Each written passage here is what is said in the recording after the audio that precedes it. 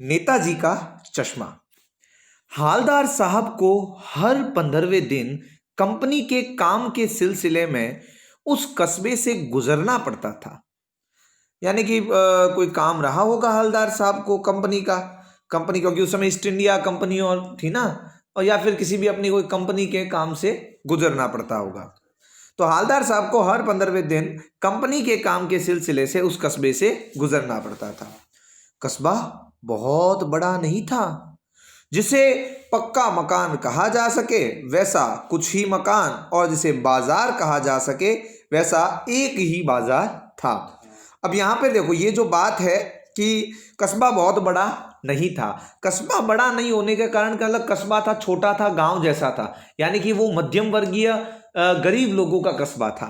दूसरा, जिसे पक्का मकान कहा जा सके वैसे कुछ मकान ही थे, यानी अधिकतर मकान कैसे थे, कच्चे मकान थे। जिसे बाजार कहा जा सके वैसा एक ही बाजार था। बाजार का मतलब जहाँ भीड़ भाड़ हो, सब कुछ हो, वैसा एक ही बाजार वहां पर था। कोई बहुत ज्यादा बाजार नहीं, कोई बहुत ज्यादा मकान नहीं। ठीक है। कस्बे में एक लड़कों का स्कूल और एक लड़कियों का स्कूल, एक सीमेंट का छोटा सा कारखाना, 2 ओपन एयर सिनेमा घर और एक ठो नगर पालिका भी थी। एक ठो, ये ठो जो है ना, ये एक्चुअल में गिनती के लिए 1 ठो, 2 ठो, 3 ठो। ठो यानी कि प्रकार हो गए, ठीक है, टाइप 1 2 3 मतलब। और नगर पालिका थी तो कुछ ना कुछ करती भी रहती थी। अब यहाँ पर ये देखिए, ये है ना एक तरीके का व्यंग्य भी है। ठीक है, नगर पालिका थी तो कुछ ना कुछ करती भी रहती थी, यानी कभी कोई सड़क पक्की करवा दी, कभी कुछ पेशाब घर बनवा दिए, कभी कबूतरों की छतरी बनवा दी, तो कभी कवि सम्मेलन करवा दिया। इसी नगर पालिका के किसी उत्साही बोर्ड या प्रशासनिक अधिकारी ने एक बार शहर के मुख्य बाजार के मुख्य चौराहे पर नेताजी सुभाष चंद्र बोस की संगमरमर की प्रतिमा लगवा दी। यह कहानी उसी प्रतिमा के बारे में है, बल्कि उसके भी एक छोटे से हिस्से के बारे में। पूरी बात तो अब पता नहीं, लेकिन लगता है कि देश के अच्छे मूर्तिकारों की जानकारी नहीं होने और अच्छी मूर्ति की लागत अनुमान और उपलब्ध बजट से कहीं बहुत ज़्यादा होने के कारण काफ़ी समय ऊहापोह और चिट्ठी पत्री में बर्बाद हुआ होगा। अब यहाँ पर देखो, ये जो लाइन लिख रखी है ना, उसे समझिए कि पूरी बात तो पता नहीं, मतलब मूर्ति को देखकर ऐसा लग रहा है कि पूरी बात तो मैं, लेकिन पता नहीं, लेकिन लगता है कि देश के अच्छे मूर्तिकारों की जानकारी नहीं होने, ये नहीं पता है कि नगर पालिका को देश के अंदर अच्छे मूर्तिकार कौन है जो अच्छी मूर्तियां बनाते हैं, और अच्छी मूर्ति की लागत या अनुमान और उपलब्ध बजट से कहीं बहुत ज्यादा होने, जितना बजट है, जितना पैसा है, उससे बहुत ज्यादा है, ठीक है, के कारण काफी समय ऊहापोह और चिट्ठी पत्री में बर्बाद हुआ होगा। चिट्ठी देना और पत्र देना, इसी में टाइम खराब हो गया होगा। और बोर्ड की शासनावधि समाप्त होने की घड़ियों में किसी स्थानीय कलाकार को ही अवसर देने का निर्णय किया होगा। ठीक है भाई, सोचा कि भाई समय खराब हो रहा है बोर्ड का, तो कोई स्थानीय जो कलाकार है बेचारा, जिसको ज्यादा ज्ञान नहीं है, उसी को कह दिया भाई तू ही मूर्ति बना दे। और अंत में कस्बे के इकलौते हाई स्कूल के इकलौते ड्राइंग मास्टर, मान लीजिए मोतीलाल जी को ही यह काम सौंप दिया गया होगा, जो महीने भर में मूर्ति बनाकर पटक देने का विश्वास दिला रहे थे। यानी कि मूर्ति बनाकर तैयार कर देंगे, पटक देने का मतलब कि ये काम लो जी अभी करके बता देता हूं, ठीक है, तो मूर्ति बनाकर पटक देने का विश्वास दिला रहे थे। जैसा कि कहा जा चुका है, मूर्ति संगमरमर की थी। किसकी थी? संगमरमर की थी। टोपी की नोक से कोट के दूसरे बटन तक कोई 2 फुट ऊंची, जिसे कहते हैं बस्ट, और सुंदर। नेताजी सुंदर लग रहे थे, कुछ कुछ मासूम और कमसीन फौजी वर्दी में।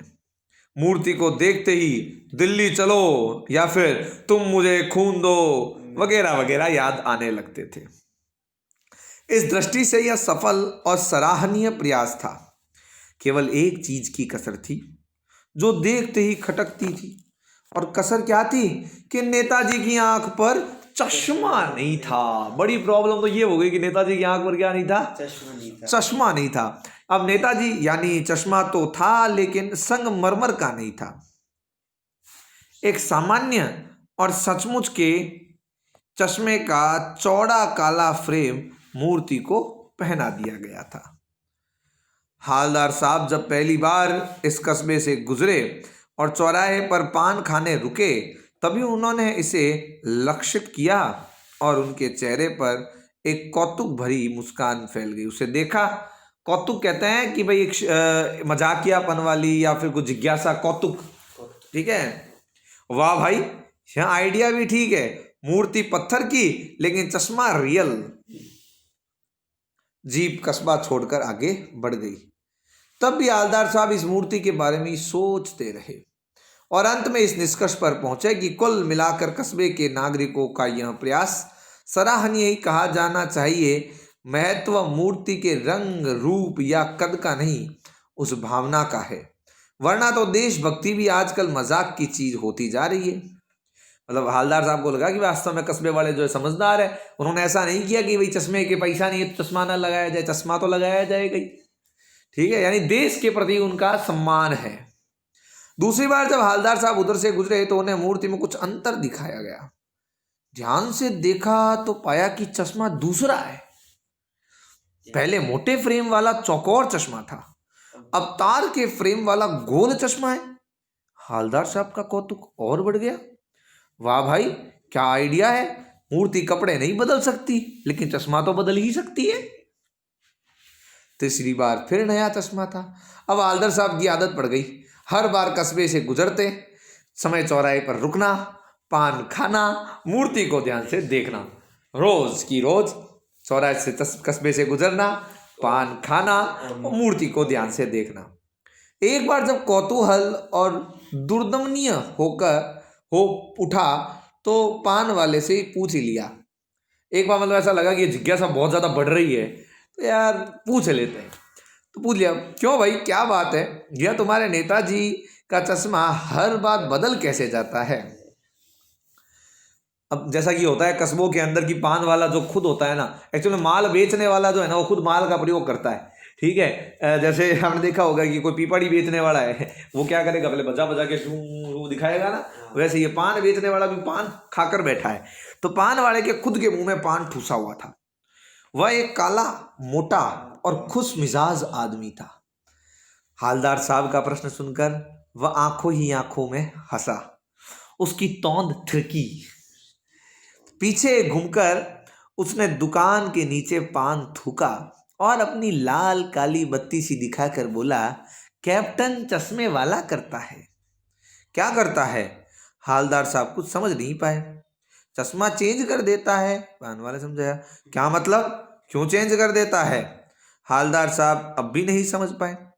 कोई ग्राहक आ गया समझो, उसके चौड़े चौखट चाहिए तो कैप्टन किधर से लाएगा? तो उसको मूर्ति वाला दे दिया, उधर दूसरा बिठा दिया।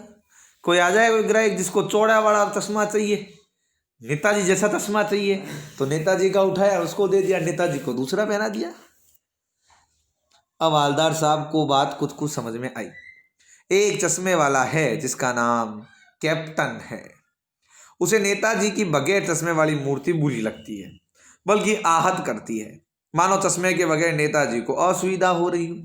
इसलिए वह अपनी छोटी सी दुकान में उपलब्ध गिने चुने फ्रेम में से एक नेताजी की मूर्ति पर फिट कर देता है। लेकिन जब कोई ग्राहक आता है तो उसे वैसे ही फ्रेम की दरकार होती है जैसा मूर्ति पर लगा है। तो कैप्टन चश्मे वाला मूर्ति पर लगा फ्रेम संभवतः नेताजी से क्षमा मांगते हुए लाकर ग्राहक को देता है और बाद में नेताजी को दूसरा फ्रेम लौटा देता है। वाह भाई, क्या खूब आइडिया है। लेकिन भाई एक बात अभी भी समझ में नहीं आ रही। हवलदार साहब ने पान वाले से पूछा, नेताजी का ओरिजिनल चश्मा कहाँ गया?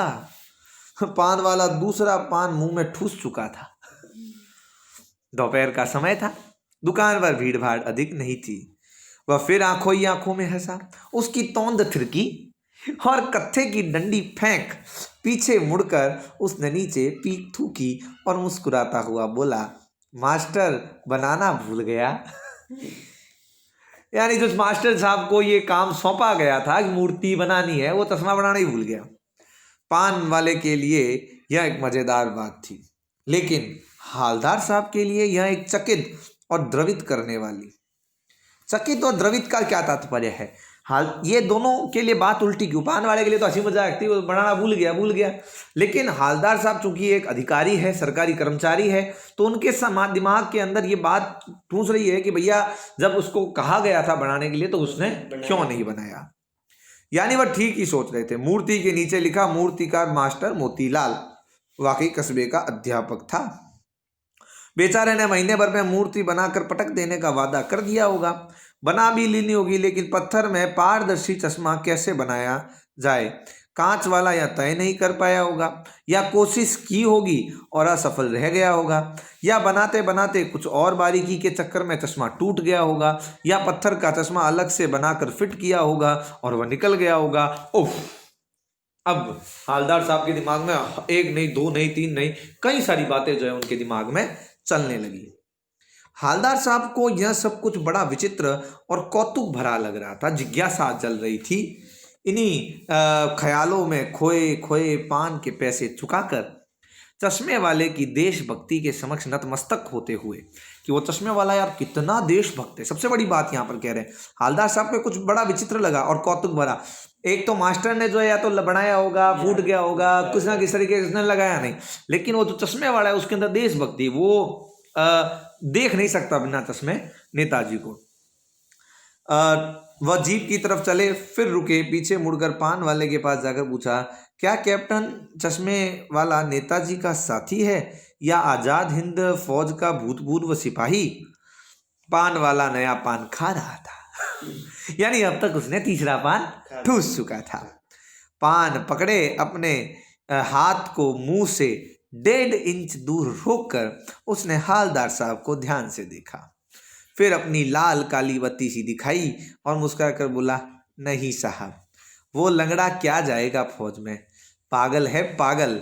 वो देखो वो आ रहा है, आप उसी से बात कर लो, फोटो वोटो छपवा दो उसका कहीं। हालदार साहब को पान वाले द्वारा एक देशभक्त का इस तरह मजाक उड़ाया जाना अच्छा नहीं लगा। मुड़कर देखा तो अवाक रह गए। एक बेहद बूढ़ा मरियल सा लंगड़ा आदमी, सिर पर गांधी टोपी और आंखों पर काला चश्मा लगाए, एक हाथ में छोटी सी संदूकची और दूसरे हाथ में एक बांस पर टंगे बहुत से चश्मे लिए, अभी अभी एक गली से निकला और अब एक बंद दुकान के सहारे अपना बांस टिका रहा था। तो इस बेचारे की दुकान भी नहीं फेरी लगाता है। हालदार साहब चक्कर में पड़ गए। पूछना चाहते थे इसे कैप्टन क्यों कहते हैं, क्या यही इसका वास्तविक नाम है, लेकिन पान वाले ने साफ बता दिया था कि अब वह इसके बारे में और बात करने को तैयार नहीं है। ड्राइवर भी बेचैन हो रहा था, काम भी था। हालदार साहब जीप में बैठकर चले गए। 2 साल तक हालदार साहब अपने काम के सिलसिले में उस कस्बे से गुजरते रहे और नेताजी की मूर्ति में बदलते हुए चश्मों को देखते रहे। कभी गोल चश्मा होता तो कभी चौकोर, कभी लाल, कभी काला, कभी धूप का चश्मा, कभी बड़े कांच वाला गोगो चश्मा, पर कोई ना कोई चश्मा होता जरूर। उस धूल भरी यात्रा में हालदार साहब को कौतुक और प्रफुल्लता के कुछ क्षण देने के लिए फिर एक बार ऐसा हुआ कि मूर्ति के चेहरे पर कोई भी और कैसा भी चश्मा नहीं था। उस दिन पान की दुकान भी बंद थी, चौराहे की अधिकांश दुकानें बंद थी। अगली बार भी मूर्ति की आंखों पर चश्मा नहीं था। हालदार साहब ने पान खाया और धीरे से पान वाले ने पूछा, क्यों भाई, क्या बात है, आज तुम्हारे नेताजी की आंखों पर चश्मा नहीं है? पान वाला उदास हो गया। उसने पीछे मुड़कर मुंह का पान नीचे थूका और झुकाकर अपनी धोती के सिरे से आंखें पोंछता हुआ बोला, साहब, कैप्टन मर गया। और कुछ नहीं पूछ पाए हालदार साहब। कुछ पल चुपचाप खड़े रहे, फिर पान के पैसे चुकाकर जीप में आ बैठे और रवाना हो गए। बार बार सोचते क्या होगा उस कौम का जो अपने देश के खातिर घर गृहस्थी जवानी जिंदगी सब कुछ होम देने वालों पर भी हंसती है और अपने लिए बिकने के मौके ढूंढती है। दुखी हो गए। 15 दिन बाद फिर उसी कस्बे से गुजरे। कस्बे में घुसने से पहले ख्याल आया कि कस्बे की हृदय स्थली में सुभाष की प्रतिमा अवश्य ही प्रतिष्ठापित होगी, लेकिन सुभाष की आंखों में चश्मा नहीं होगा, क्योंकि मास्टर बनाना भूल गया और कैप्टन मर गया। सोचा आज वहां रुकेंगे नहीं, पान भी नहीं खाएंगे, मूर्ति की तरफ देखेंगे भी नहीं, सीधे निकल जाएंगे। ड्राइवर से कह दिया चौराहे पर रुकना नहीं, आज बहुत काम है, पान आगे कहीं खा लेंगे। लेकिन आदत से मजबूर आंखें चौराहे आते ही मूर्ति की तरफ उठ गई। कुछ ऐसा देखा कि चीखे, रोको। जीप स्पीड में थी। ड्राइवर ने जोर से ब्रेक मारा। रास्ता चलते लोग देखने लगे। जीप रुकते न रुकते हालदार साहब जीप से कूदकर तेज तेज कदमों से मूर्ति की तरफ लपके उसके ठीक सामने जाकर अटेंशन में खड़े हो गए। मूर्ति की आंखों पर सरकंडे का बना छोटा सा चश्मा रखा हुआ था, जैसा बच्चे बना लेते हैं। हालदार साहब भावुक है। इतनी सी बात में उनकी आंखें भर आई।